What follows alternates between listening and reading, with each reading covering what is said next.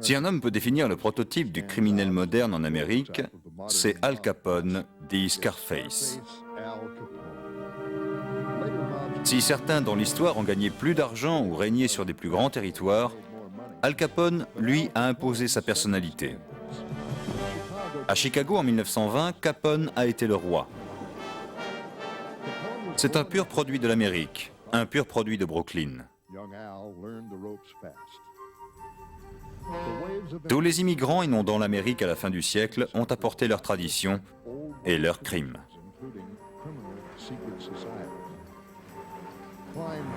Le crime a toujours existé dans le monde, mais dans les grandes villes, les bandes du crime ont créé leurs propres gangs.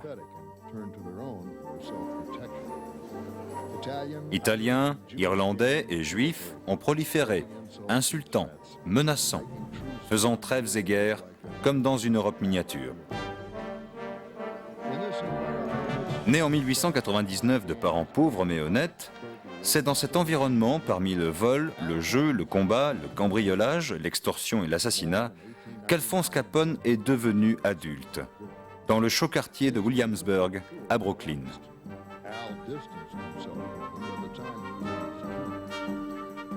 Avec ses 1,80 m, il a facilement trouvé du travail comme videur dans un débit de boissons de Brooklyn, le Harvard Hotel.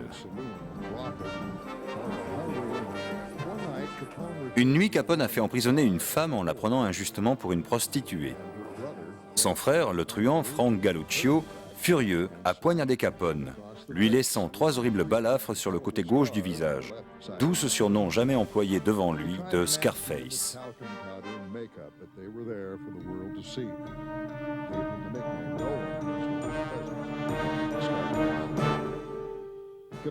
Capone se joint au gang Five Points.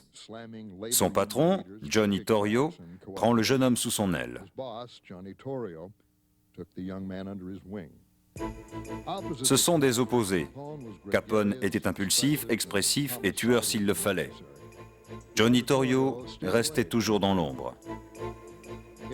En 1919, l'oncle de Johnny Torrio lui demande de venir à Chicago.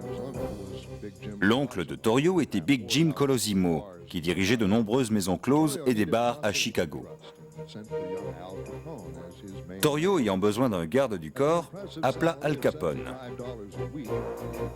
Avec un salaire mirobolant de 75 $ par semaine, Capone devient videur des bordels de Big Jim, verse les pots de vin aux politiciens de Chicago et finalement devient son garde du corps personnel.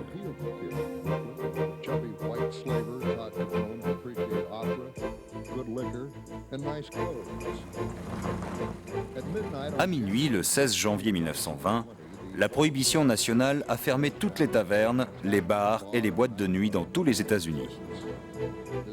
Cette loi stupide voulait faire une nation de non-buveurs.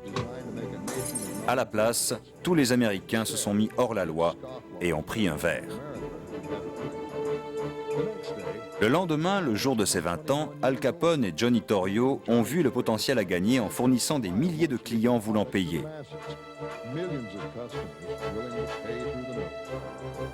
Leur boss, Big Jim, à l'aise dans la prostitution, ne voulait pas braver une loi fédérale.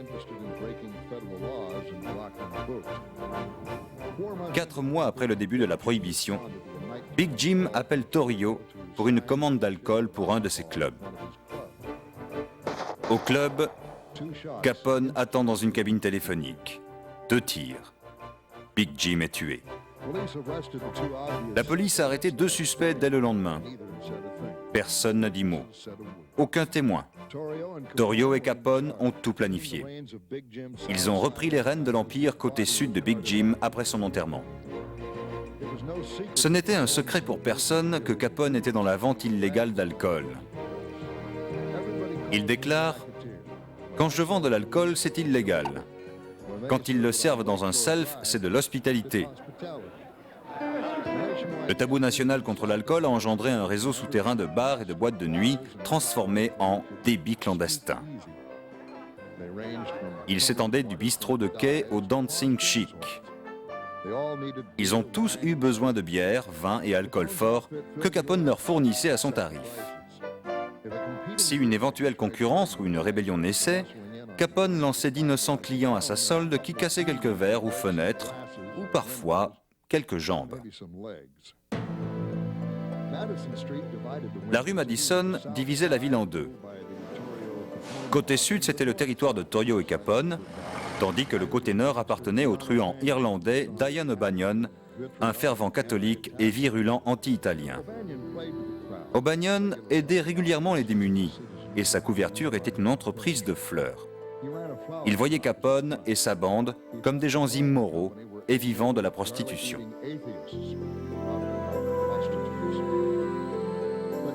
Mais O'Banion n'était pas aussi tendre. Il employait une centaine de casseurs et de brutes, presque tous irlandais, juifs, parfois quelques italiens, et de temps en temps des tueurs. O'Banion savait que Capone et Torrio voulaient la zone nord. Il leur a proposé sa brasserie pour $1 demi-million cash. Torrio paie, et quelques jours plus tard, la police fait une descente dans la brasserie et l'arrête. Capone a vu le piège. Aussi, le 8 novembre 1924, 3 tueurs de Capone se rendent dans la boutique de fleurs d'O'Banion, tirent et la brûlent. O'Banion est tué. L'ami de O'Banion, Amy Weiss, jure de le venger. Et plusieurs fois, Capone échappe à des tirs en rafale. Johnny Torrio, se sentant malmené, décide que c'est trop pour lui et part en Italie en laissant sa part. Capone, à 25 ans, se retrouve à la tête de $5 millions par an. Il gérait ses affaires depuis son quartier général au Lexington Hotel. Il a acquis une résidence d'été en Floride et une loge à l'opéra. Il se rendait fréquemment dans les salles de jeux de Chicago, était reconnu par tous, mais ce n'était pas assez. Il voulait le contrôle de tout le côté nord. Mais tandis qu'il complotait, Amy Weiss, lui, a frappé. Le 20 septembre 1926, Al buvait un café. Weiss a déboulé avec Bugs Moran et s'a tripoté de 8 tueurs avec des mitraillettes. Cela tirait dans tous les coins et Amy Weiss marqua un point. Capone en est sorti indemne, mais il jurait à tous ceux qui voulaient l'entendre « Ces bâtards sont morts, vous m'entendez ? Morts, morts, morts ». Il choisit l'élite des assassins, Frank Diamond, Frank Nitti, John Scalese et Albert Ansalmi. Les 4 hommes ont loué un petit appartement en face du quartier général de Amy Weiss et attendirent. Quelques jours plus tard, Weiss arrive avec 3 gardes du corps.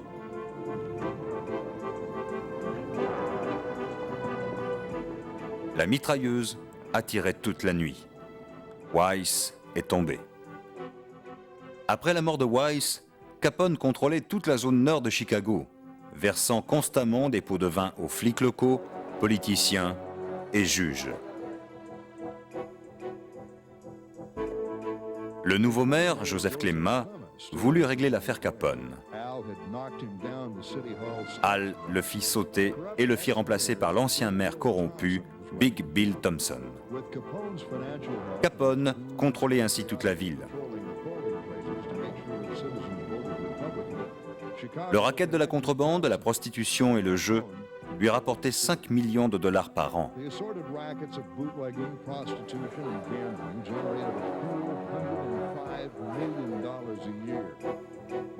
En 1929, Capone va jusqu'à s'approprier la ville.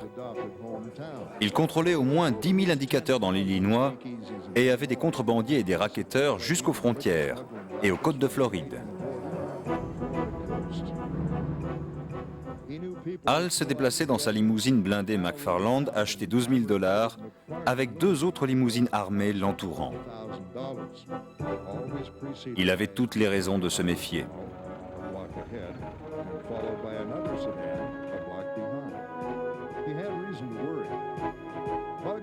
Bugs Moran, le seul survivant du gang O'Banion, voulait toujours sa peau. Scarface allait lui faire une surprise le jour de la Saint-Valentin. Le 14 février 1929, 5 faux flics firent irruption dans la planque de Moran. Pensant sauver leur vie, les 7 gangsters de Moran se sont alignés contre le mur. Ils savaient que Bugs allait les virer. Dehors, Bugs Moran avait vu les policiers et s'était caché avec 2 de ses acolytes. Encore une fois, la chance était avec lui. À l'intérieur, les hommes de Moran virent trop tard que les flics n'avaient pas de mitraillettes et se firent tuer.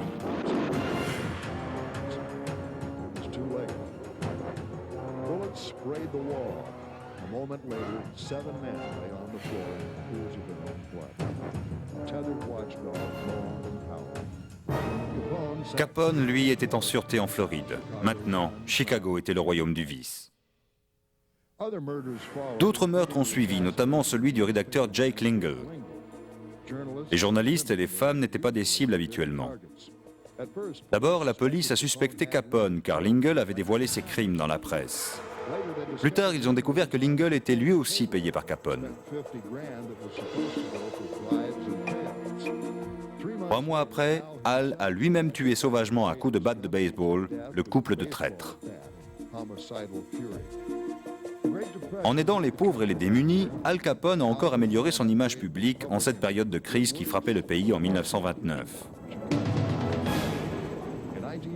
Toujours en 1929, le département du ministère des Finances s'attaque à Capone pour défaut de paiement. Un agent du Trésor, Elliot Ness, 26 ans, est désigné pour partir à l'assaut de Capone et sa bande. Ness, avec son équipe de 9 hommes, appelés les Incorruptibles car rien ne les corrompait, a déclaré la guerre à Capone. L'histoire a été racontée encore et encore pendant des années, accentuant les drames, les tueries et les assauts dans les brasseries de Capone.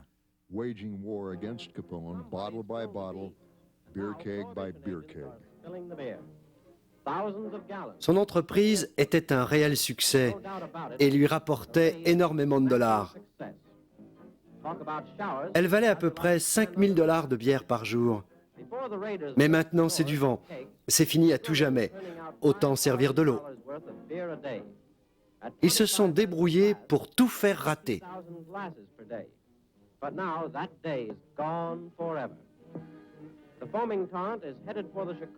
Ce marché juteux est terminé à tout jamais.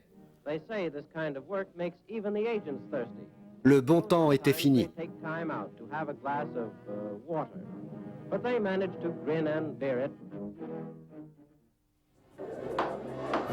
En 1931, un jury a déclaré Al Capone coupable de fraude fiscale. Il a été condamné à 11 ans de prison. Regardez, vous pouvez les voir passer. Toute la bande, tous ces voleurs qui ont fait la loi dans notre ville. Capone, Siegel, Meyer-Lansky, Lucky Luciano. Heureusement, maintenant, il ne se passera pas longtemps avant que le pays ne soit plus sain. Maintenant, on va se sentir plus en sécurité. L'ordre va enfin pouvoir régner à Chicago. La guerre des gangs est maintenant terminée. Ce n'est plus que du passé.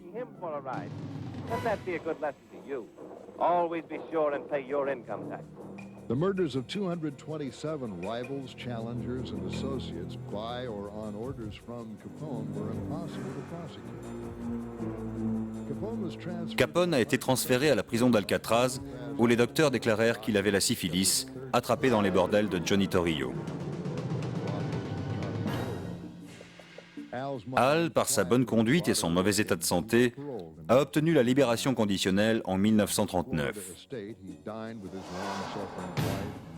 Il s'est retiré dans sa maison de Floride avec sa fidèle femme et son fils et s'est éteint.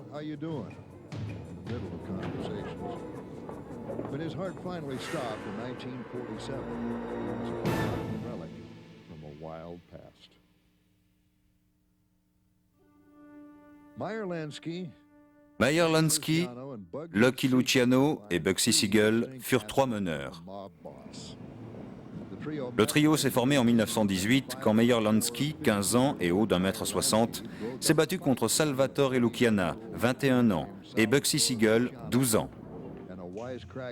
Leur carrière et leur vie se sont unies, mais chacun eut sa propre personnalité et son propre destin. Le combat avec Lucky Luciano et l'attitude bien trempée de Bugsy Siegel ont changé quelque chose dans l'esprit du petit Meyer Lansky, qui a décidé de quitter sa vie honnête. Lansky a utilisé son cerveau pour le crime. Il a organisé des tripots clandestins et pris Bugsy Siegel et ses acolytes comme protecteurs. Meyer est toujours resté dans l'ombre, planifiant et ordonnant. Lui et Siegel ont monté un gang de voitures volées, les revendant à des clients peu soupçonneux. Puis ce furent les cambriolages, fourrures, argent, bijoux, sur lesquels Meyer prenait toujours son pourcentage.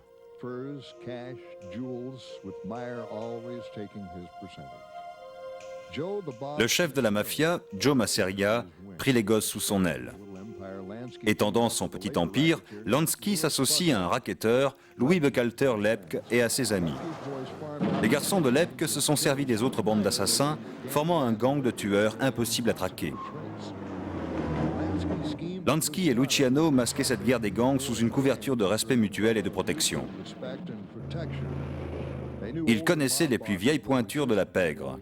Aussi étaient-ils tranquilles.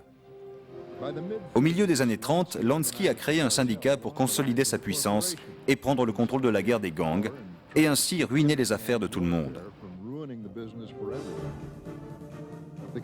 La commission comprenait Lucky Luciano, Joe Adonis, Albert Anastasi, Buchalter, Longis Willman et Dutch Schultz. Les zones contrôlées sont limitées au monde politique, mais ne doivent pas empiéter sur le terrain des boss de la pègre. Tous les coups sont permis. Les avocats créent des disputes au sein de la commission et Meyer tient bon quand le bouillant et meurtrier Schultz a voulu éliminer le procureur du gouvernement.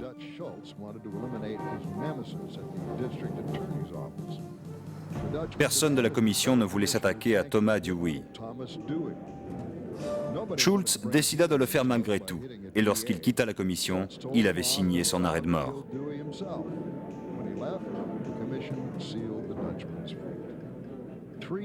3 hommes ont liquidé Schultz. Ses affaires sont devenues la propriété du syndicat.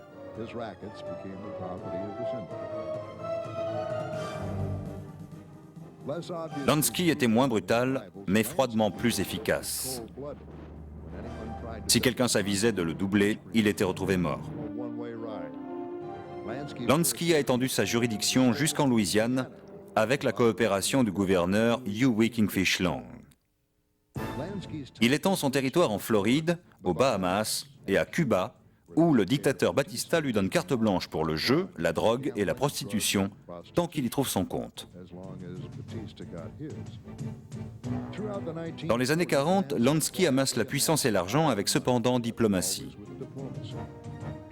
Pendant la Deuxième Guerre mondiale, Meyer fait sortir Lucky Luciano de prison. Les Alliés envahirent l'Italie, puis la Sicile. Lansky a trouvé des guides locaux pour les troupes alliées. Meyer a monté un plan avec Luciano, s'aidant de Calogero Vizzini à Palerme. Les hommes de Vizzini sont devenus une armée secrète pour les troupes alliées, les guidant dans le pays et les renseignant sur les armées allemandes et italiennes. Luciano et Lansky ont forgé un réseau d'espionnage entre la mafia et l'intelligence service des États-Unis qui durerait des années.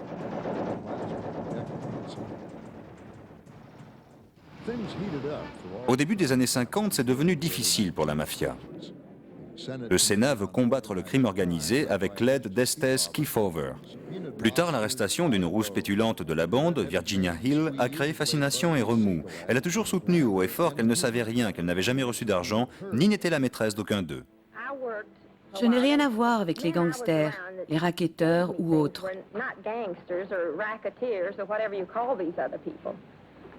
Les seuls moments que j'ai passés avec eux étaient juste pour m'amuser.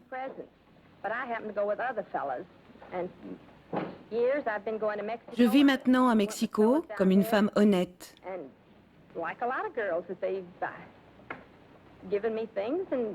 Dites-moi ce que j'aurais pu faire. Vous connaissez Siegel? Oui,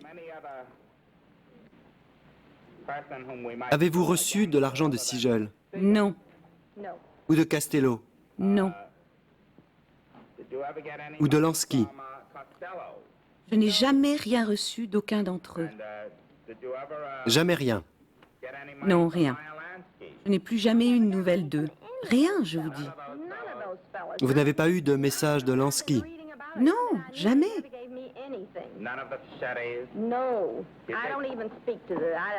Vous ne l'aimez pas?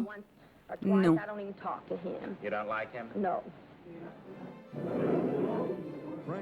Le Sénat arrête Frank Costello, le chef du syndicat, qui ne dit rien, même à la télévision.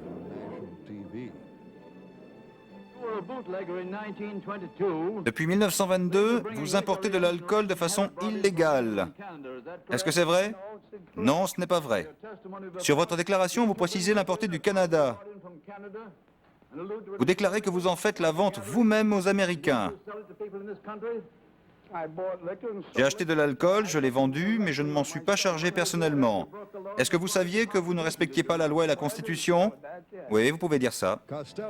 Costello survivrait à une attaque de Vincente Gigante, le nouveau boss de New York, et se retirerait. Défié par la jeune génération de truands des années 1950, Lansky a recouru aux assassinats et aux intimidations.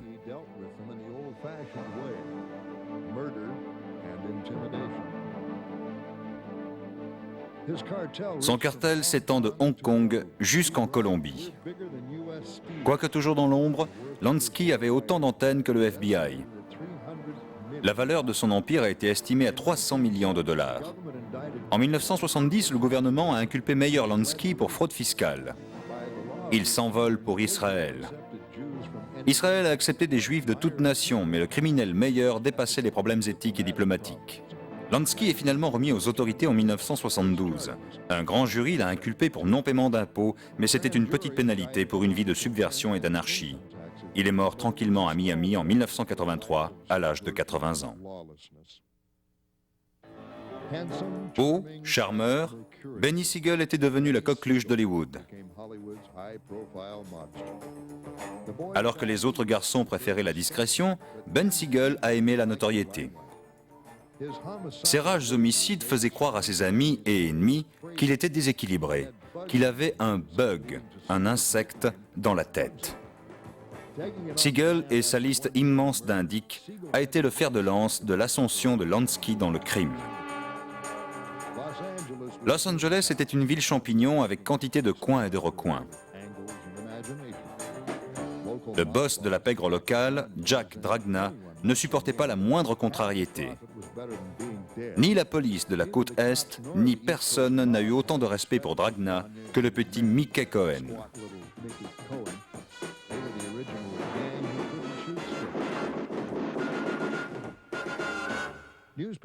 Les journaux ont montré Siegel comme un sportif. Il a passé beaucoup de temps à draguer, suivant les riches et les stars de cinéma. Siegel s'est lié d'amitié avec George Raft, qui lui ouvre le chemin du vedettariat.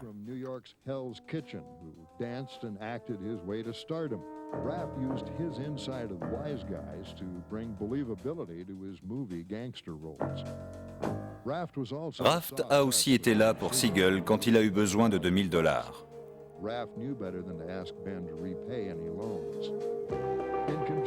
Depuis son association avec Jack Dragna, Bugsy a monté un relais international pour envoyer le résultat des courses aux bookmakers à travers tout le pays. Siegel était aussi dans le trafic de drogue venant direct du Mexique et dans un casino flottant, le Rex, ancré sur la côte. Même s'il avait une femme et 2 filles, Bugsy était un flambeur. Sa plus grande envolée fut Dorothy Taylor, actuellement comtesse d'Ifaso. L'enthousiasme de Bugsy a souvent contrecarré son bon sens. Fin 1930, 2 escrocs ont offert à Siegel l'exclusivité d'un nouvel explosif 30 fois plus puissant que la dynamite. Pour prouver ses dires, l'escroc fait exploser la moitié d'une montagne.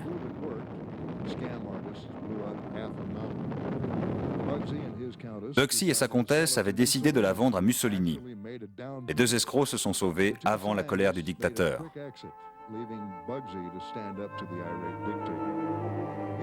Pendant ce temps, des visiteurs importants arrivent chez la comtesse, les nazis Hermann Göring et le docteur Joseph Goebbels.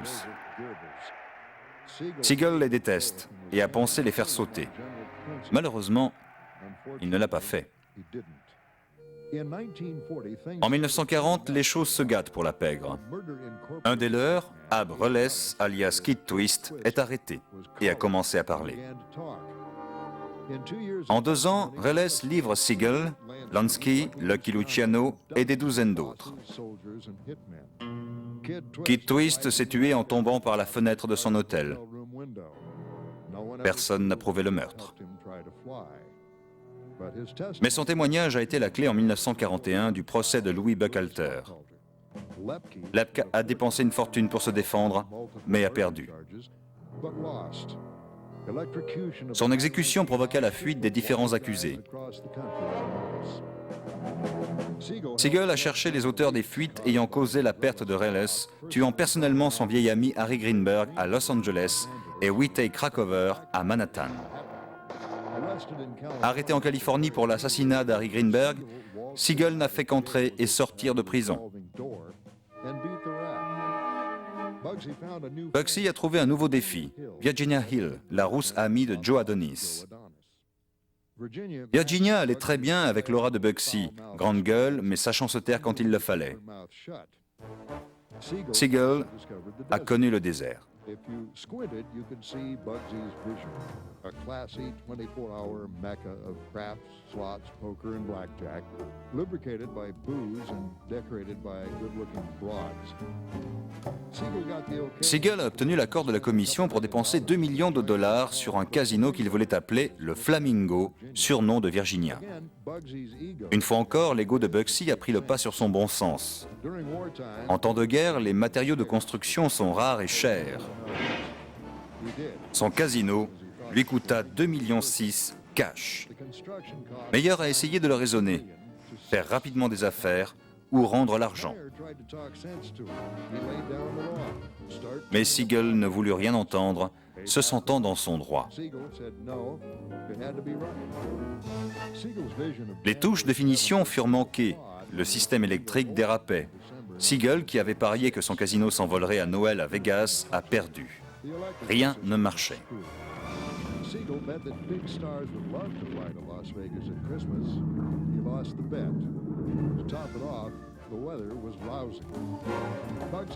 Bugsy avait engagé les frères Ritz comme tête d'affiche, mais ils déplurent au public.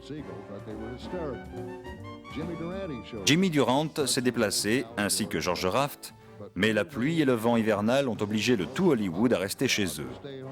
Ce fut un bide. Siegel a fermé son casino, pensant le rouvrir au printemps. En février, Lucky Luciano a appelé le comité depuis la Havane. Il fallait mettre des millions dans un nouveau deal dans ce désert et Bugsy aurait aimé en prendre la direction. Meyer Lansky a insinué que 2 millions étaient partis en fumée avec Virginia Hill. Elle a nié, mais plus tard s'est enfuie au Mexique. Rien de ce que Meyer n'a dit aux autres chefs n'a pu les calmer. Ben Siegel jouait au Monopoly dans le désert avec leur fric. Luciano a donné un ordre. Lansky l'a exécuté et plus tard, il dirait qu'il n'avait pas eu le choix.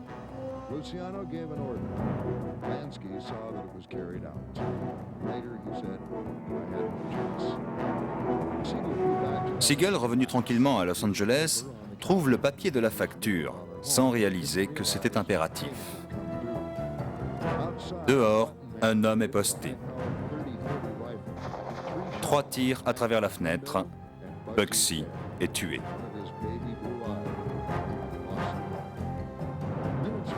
Quelques minutes plus tard, Mo Sedway et ses amis se sont rendus au Flamingo en disant « Ben est mort, son studio est à nous ».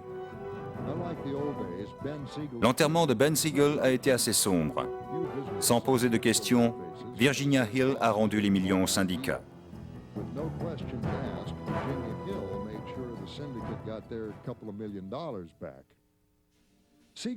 Le legs de Siegel a fleuri dans le désert, abreuvé par l'alcool, alimenté par l'argent facilement gagné. The Flamingo begat the Sands, the Sahara, the Riviera, and the rest. Las Vegas begat Reno, Lake Tahoe, Atlantic City, Laughlin. Ben Siegel was right. Give them flash and they'll spend money by the yard. In the 5 L'épitaphe de Ben Siegel aurait pu être « Il a été droit et dans un temps record a jeté l'argent par les fenêtres ». They even misspelled the name on his toe tag.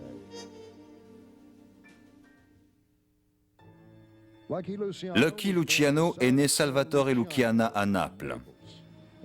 À 10 ans, Sal était un New-Yorkais voleur à l'étalage.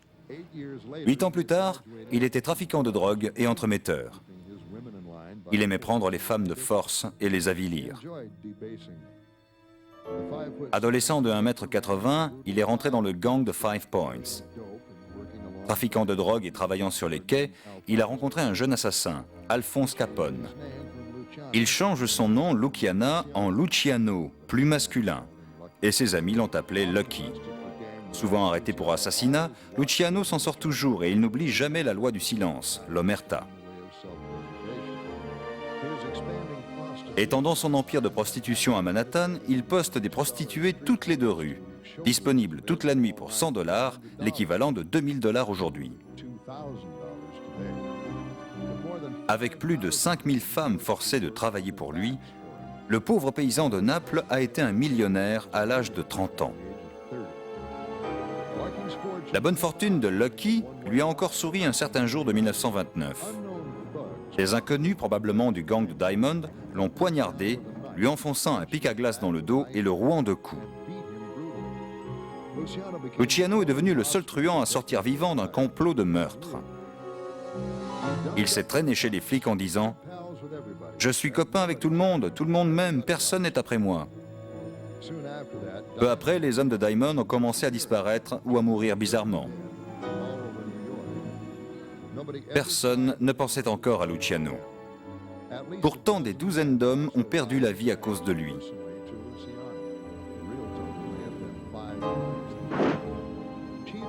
Le chef des chefs à New York était Joe the Boss, alias Giuseppe Masseria. Joe a largement compté sur Luciano, qui lui-même s'est appuyé sur un jeune truand, Vito Genovese. Lucky et Vito ont été fidèles à Joe, menant la guerre contre le gang rival Maranzano. Les rivalités dépassent Chicago, Cleveland. Elles sont partout où des gangs s'opposent au profit de la drogue, l'alcool, la prostitution et l'argent.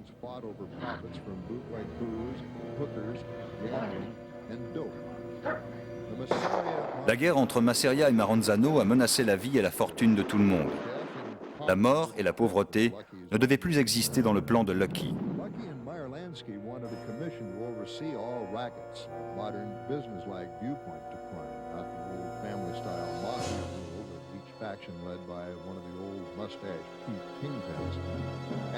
Une équipe qui associe des truands des divers gangs de New York. Bugsy Siegel, Albert Anastasi, Vito Genovese et Joe Adonis. Ils profitèrent d'un dîner entre Lucky et Joe. Quand Lucky est parti se laver les mains, le gang fit exploser Masseria.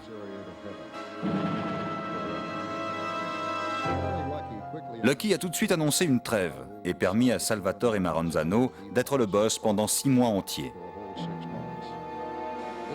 C'était Maranzano qui était à l'origine du terme Cosa Nostra, un terme argot-sicilien signifiant « notre chose ». En septembre 1931, 4 hommes habillés en policiers sont entrés dans le bureau de Maranzano et l'ont tué. Avec la mort du dernier ancêtre de la mafia, Luciano est reconnu le big boss des racketteurs de New York. Cet assassinat allait changer aussi la structure de la mafia. Cette société secrète était née 500 ans plus tôt, quand les combattants de la liberté en Sicile ont fait la guérilla contre l'occupation française. Mais au XIXe siècle, le patriotisme s'est changé en corruption. Les Siciliens devinrent la proie de ces milliers d'émigrés venus des États-Unis. Le sang sicilien était un impératif pour entrer dans la mafia.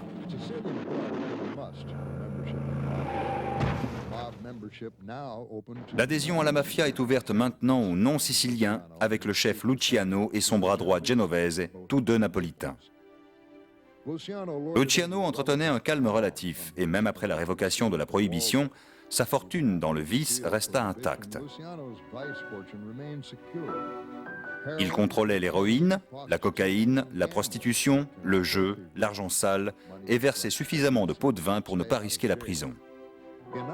En 1935, le procureur du gouvernement, Thomas Dewey, veut démanteler la mafia de New York avec la totale coopération du maire italien Fiorello LaGuardia. Dutch Schultz, en tête de liste, est inculpé pour fraude fiscale. Luciano, Genovese et d'autres s'emparent rapidement du territoire de Dutch. Schultz est acquitté et commandite l'assassinat de Dewey. Mais Lucky est le prochain sur la liste de Dewey. La peur a fait taire plus d'un témoin, mais la dimension de l'empire de Luciano a joué en sa défaveur. Les plus braves ont témoigné contre lui et il a été inculpé pour extorsion de comptes et prostitution. Luciano a été condamné à 35 ans de prison à Dannemora. 2 de ses appels sont refusés, mais à nouveau, il a de la chance. Le paquebot de luxe Normandie a sauté sur la rivière Hudson alors qu'il ramenait des troupes militaires. Les autorités ont suspecté un sabotage nazi. Ils ont suspecté les dockers de sympathiser avec les grandes puissances, spécifiquement l'Italie. La mafia a contrôlé les docks. Luciano a participé à l'effort de guerre et aucun autre sabotage n'eut lieu dans le port de New York. À la fin de la guerre, Luciano a été libéré, mais expulsé comme un étranger indésirable. Lansky et Frank Costello l'ont vu partir avec une valise de vêtements et une autre de dollars pour tenter à nouveau sa chance.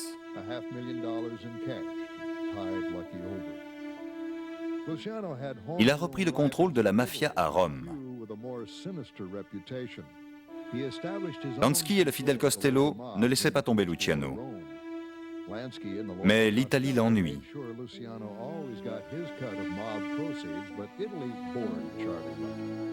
Il s'embarque donc pour la Havane et monte une réunion de la mafia en février 1947.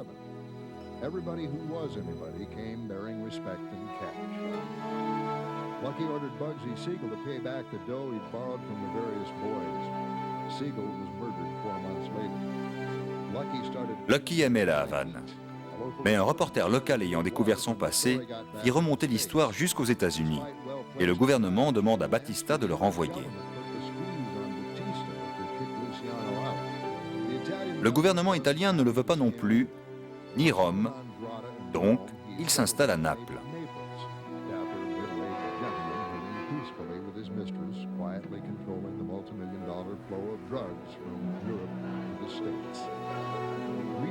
Avide, Vito Genovese provoque des changements. Il fait descendre 2 fidèles de Lucky, Albert Anastasi et Costello, et prend ainsi le pouvoir.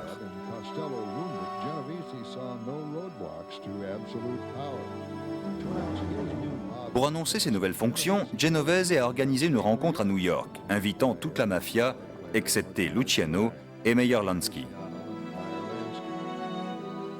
Avec Carlo Gambino, ils ont alors arrangé l'inculpation du traître Genovese pour trafic de drogue.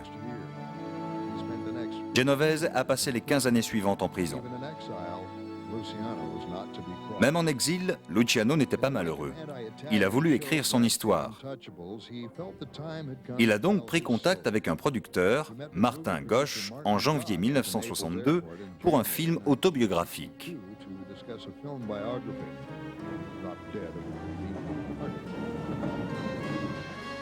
Salvatore Luciana, alias Luciano, alias Charlie Lucky, le roi des proxénètes, le roi de l'héroïne et le monarque de l'assassinat.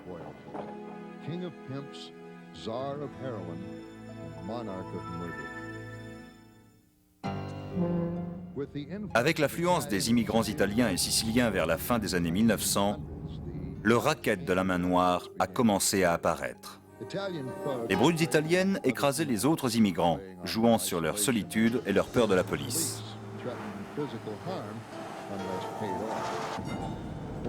À cette époque, la mafia, composée d'émigrés siciliens, était contre la Camorra, un gang de Napolitains.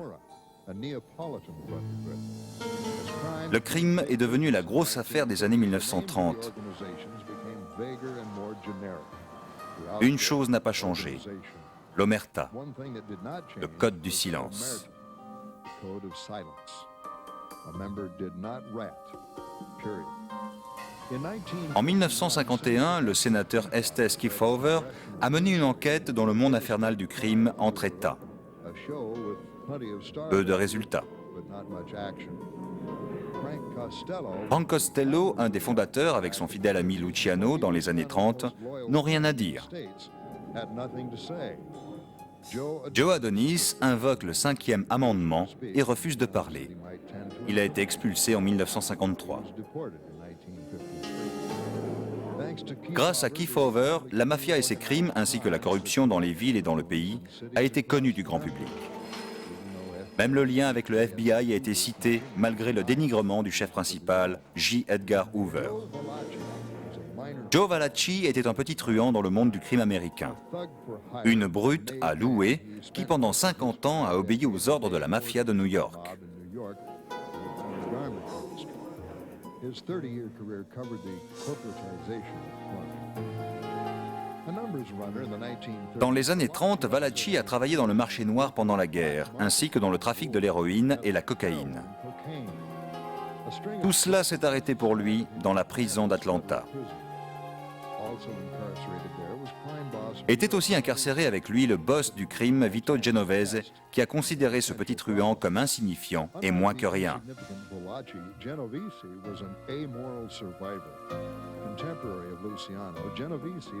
En 1937, Genovese avait évité la prison en quittant le pays avec 2 millions de dollars.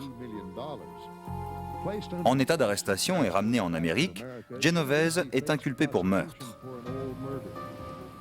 Un des 2 témoins étant mort empoisonné, il est relaxé et retrouve le contrôle de la mafia.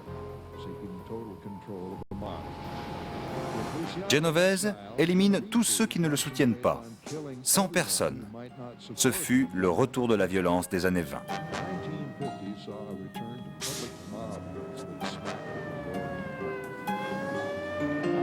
Albert Anastasi a été sa plus forte menace.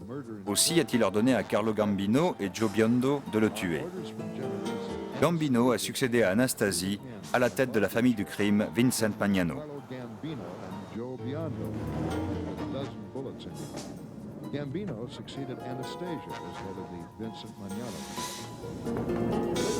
Plus tard, Genovese a organisé une réunion à New York.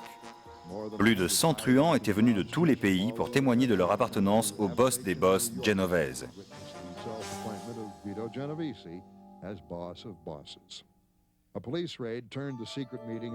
Moins d'une année plus tard, Genovese a été inculpé pour trafic de drogue et condamné à 15 ans de prison.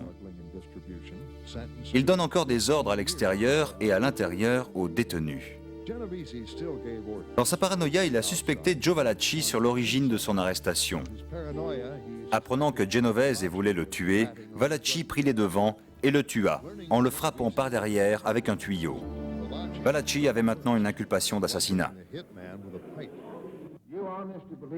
Vous êtes accusé du meurtre de Genovese, car vous pensiez qu'il allait vous tuer en prison. Oui, je l'ai tué avec un tuyau. Quelle sorte de tuyau? Oh, un tuyau un peu spécial que j'avais trouvé dans une droguerie. Et vous l'avez tué en le frappant avec ce tuyau. Oui, c'est exact.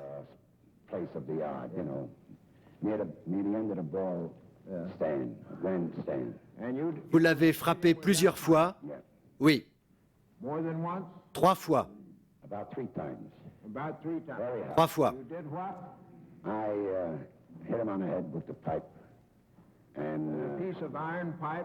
Même en prison, il craignait pour sa vie. Genovese avait étendu son pouvoir jusqu'aux cuisines et beaucoup de ses ennemis étaient morts empoisonnés.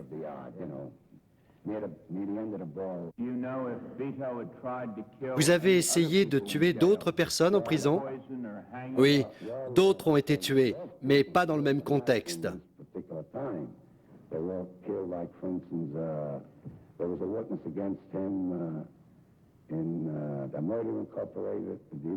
C'était différent. Que s'est-il passé?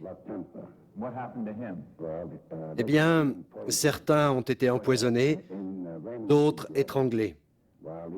Mais vous vous souvenez, Vous voyez de quoi je parle. C'était dans une autre prison.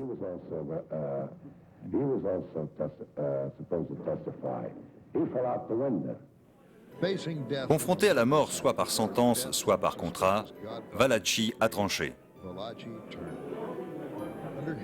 Sous bonne garde, les agents fédéraux l'ont emmené au Capitole. Il a alors témoigné contre la mafia. Personne depuis Nicola Gentile en 1930 n'avait parlé de l'organisation secrète pour sauver sa peau.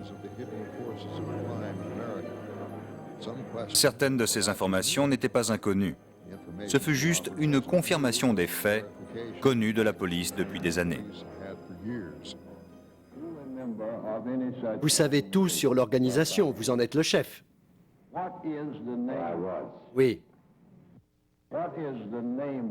Quel est son nom? Cosa Nostra en italien.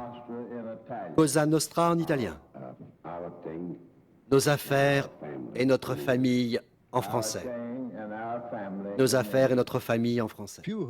Quelques bandits extérieurs à New York ont rapporté l'affaire à la Cosa Nostra. Certains ont ri, mais pas Vito Genovese, qui a mis un contrat de $100 000 sur la tête de Valachi. Personne n'a été arrêté et Valachi a vécu 9 autres années en prison. Il avait bafoué le code de l'Omerta, mais ce ne serait pas le dernier.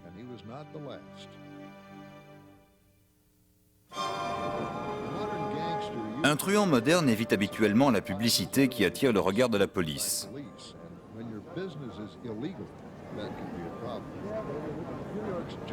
John Gotti de New York était l'opposé. Un fanfaron conquérant ayant du panache, une brute nageant dans la soie et les dollars. Digne représentant de la vieille école, il ordonnait des assassinats avec la froideur d'un Luciano et paradait à travers New York avec le jeu de jambes de Diamond.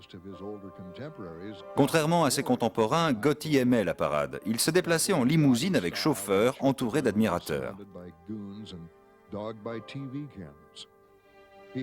Il s'imaginait comme un autre Al Capone ou Bugsy Siegel. Gotti était un égoïste qui voulait attirer l'attention du monde entier. Sa couverture, être contre la drogue et la violence, adoucissait la Cosa Nostra.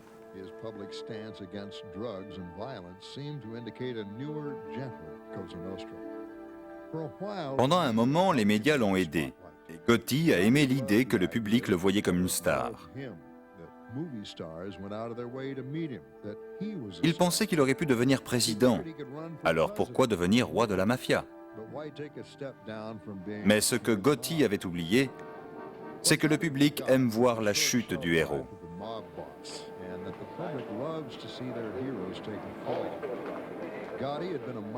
Gotti avait été une petite brute depuis l'enfance. Puis il est devenu à l'adolescence un as du cambriolage.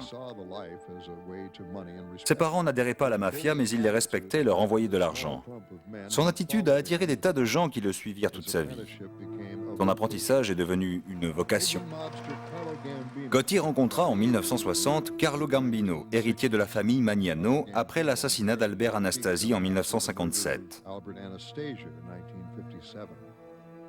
Agonisant, Gambino a choisi Paul Castellano pour successeur.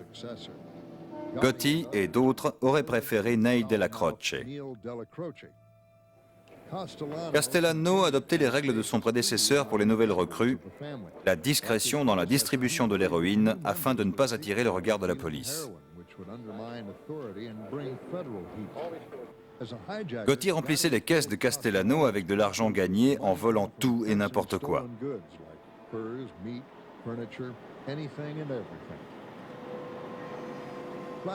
Platant Castellano de face, Gotti en privé le haïssait parce qu'il avait refusé de le prendre dans la mafia. Cette même année, la famille a finalement accepté Gotti et un autre truand, Sammy Gravano, alias The Bull. Paul Castellano a formé Sammy personnellement à l'éthique de la mafia. Ni drogue, ni violence sur la femme d'un autre ou ses enfants.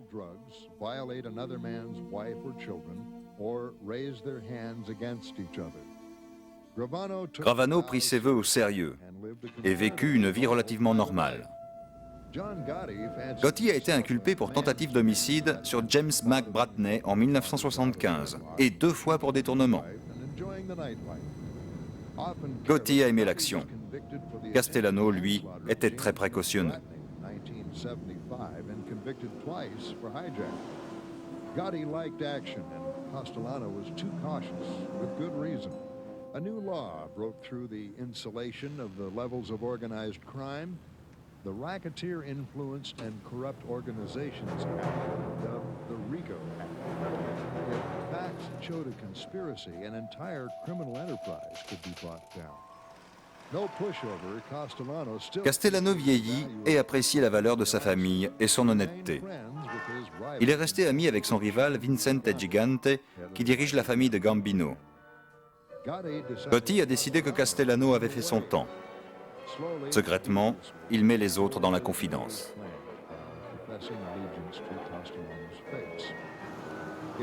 Mais en 1980, un de ses 5 enfants est tué dans un accident avec une voiture. C'était un accident. Frank Gotti, 12 ans, roulait sur la route avec une moto empruntée. Mais après quelques mois, un voisin disparaît mystérieusement. Tous ceux qui se mettent en travers du chemin de Gotti meurent.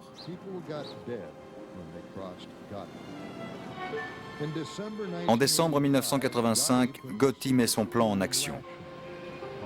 Paul Castellano avait un dîner dans la 46e rue. Quand la limousine du chef de la mafia est apparue, 4 hommes ont ouvert le feu, assassinant Castellano et son conducteur. Gotti a semblé outragé et déclaré trouver les assassins. Puis il a pris sa place en tant que chef de la famille du crime Gambino. Sans faire une accusation directe, Vincente Gigante a envoyé un message à Gotti lui disant que quelqu'un paierait pour l'assassinat de Paul. Il avait lui-même assassiné le fondateur de la mafia, Frank Costello, en 1957. Maintenant, il jouait la sénilité afin de convaincre la police qui le surveillait qu'il était fini. Mais il savait que c'était Gotti qui avait fait le coup. Aussi voulait-il l'éliminer. Pendant ce temps, Gotti construit son nouvel empire avec des menaces, des voies de fait et des assassinats. Gotti, pris par ces nouvelles charges, a oublié qu'il était menacé. Mais la sentence est tombée lors d'un procès. 25 ans de prison. Gotti souriait, confiant lors du procès. Une voiture piégée qui lui était destinée a explosé durant le procès.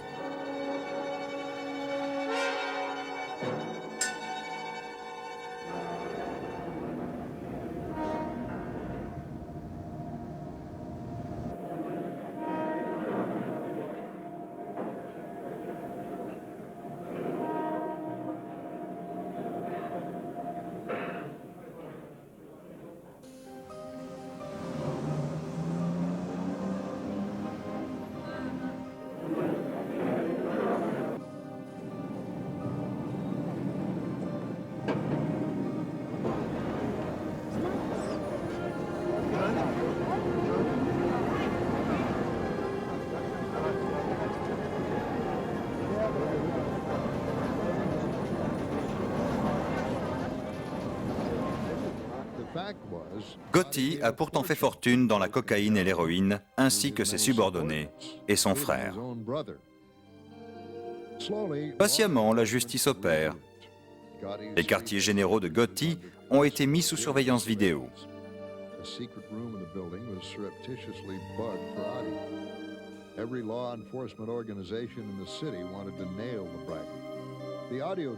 Les bandes audio ont révélé la véritable personnalité de Gotti. Non pas un honorable citoyen, mais un monstre.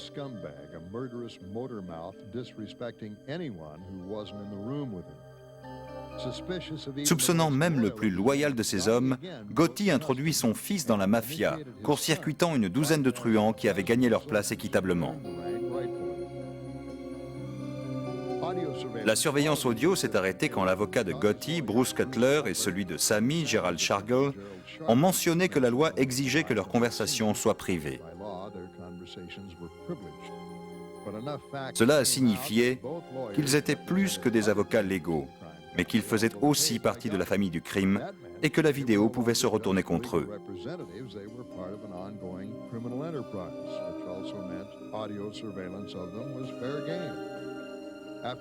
Après des mois d'enquête, de confessions et de bandes vidéo, l'audience était prête à reprendre.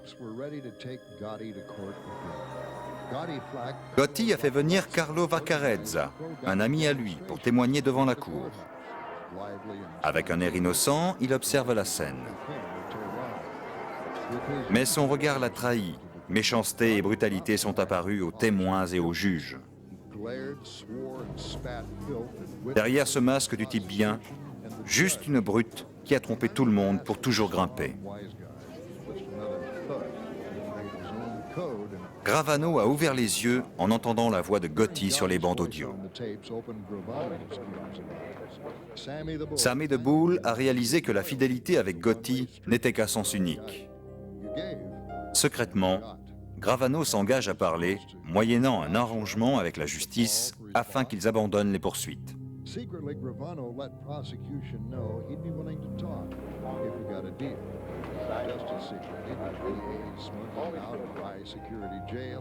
Gravano les renseigne sur le meurtre de Paul Castellano. Il leur indique qui était sur place, qui étaient les tireurs et de qui venait l'ordre. Ce qui signifiait que Gotti était non seulement accusé de vice, mais aussi de meurtre. Les bandes audio et le témoignage de Sammy de Bull ont transformé cet homme sans reproche en monstre. Le 2 avril 1992, sa culpabilité a été prouvée et il a été condamné à la prison à vie dans l'Illinois.